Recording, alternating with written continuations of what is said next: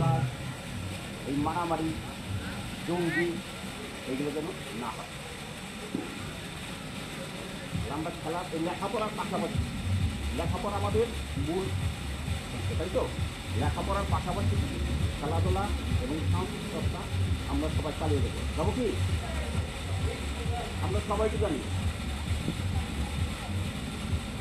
এই একটা কথা আছে না, এই সাউন্ড মাইন্ড দিলে সাউন্ড বডি, সুস্থ দেহে রহে সুস্থ মন।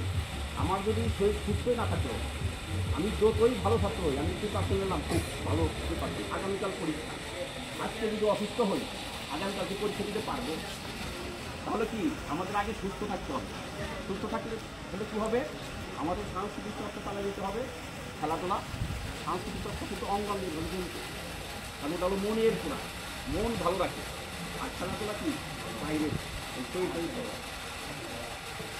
আমরা লেখাপড়া, খেলাধুলা, সাংস্কৃতিক এই সমন্বয় করে আমরা চলি। তাহলে কি আমরা কি তাহলে কেউ মাদক করতে মাদক যাবো? মাদকের দিকে আমরা কি সন্ত্রাসী মারামারি দিকে যাবো? যারা মাদক গ্রহণ করে তারা আমাদের বন্ধু হতে পারে না। এক ক্লাসে পড়লেও তারা আমার বন্ধু হতে পারে না। আমার ভাই হলেও সে আমার বন্ধু হতে পারে না। মাদকের জিনিসে তার সাথে আমরা মিশব না। তোমরা কি একমত আমার সাথে?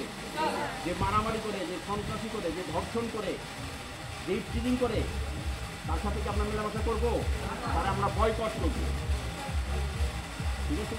আর খেলাধুলার মাধ্যমে একটা জিনিস শিখতে হয়, ডিসিপ্লিন জানা যায়, চমৎকার ডিসিপ্লিন। আমাদের রেফারি আজকে পরিচালনা করতেন গতকালকে ভলিবল, তাহলে উনি যেটা বলেছে তোমরা কি মেনে নিয়েছো না? যারা হেরেছো তারা কি মানছো না? মানো নাই? তারাও কি মানছো? হারার পরেও কি মানছো? রেফারি রায়, হ্যাঁ, এটা কি হয়? ডিসিপ্লিন। আইনকে হাতে নেওয়া হয় না। আইনকে হাতে নেওয়া হয়েছে মানে আমরা আইন মেনে নিয়েছি। হারলেও আমরা রেফারির কথা মানি, জিতলেও আমরা রেফারির কথা মানি। তুমি যদি একজন খেলোয়াড় যদি আইন ভঙ্গ করে, ফুটবলে কী করে? রেফারি লাল কার্ড দিয়ে বের করে দেয়, মাঠে বের করে দেয় না, বহিষ্কার করে, তখন কি রেফারির কোনো অসুবিধা হয়?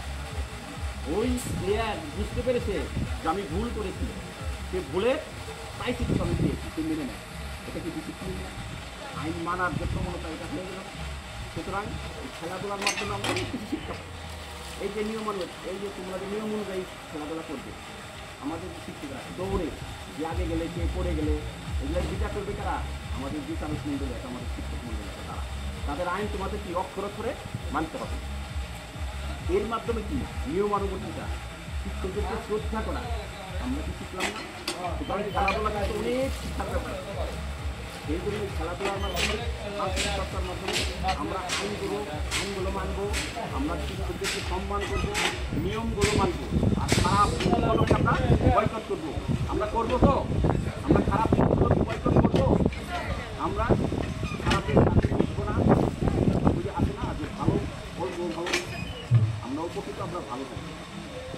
তাহলে আজকের খেলা সুন্দর পরিবেশে হবে, বেশি শীত না আছে, আমার চমৎকার পরিবেশে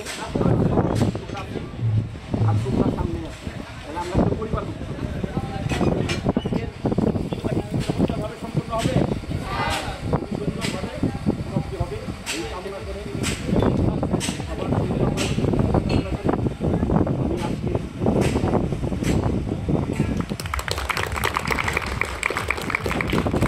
সবাইকে ধন্যবাদ। জয় বাংলা।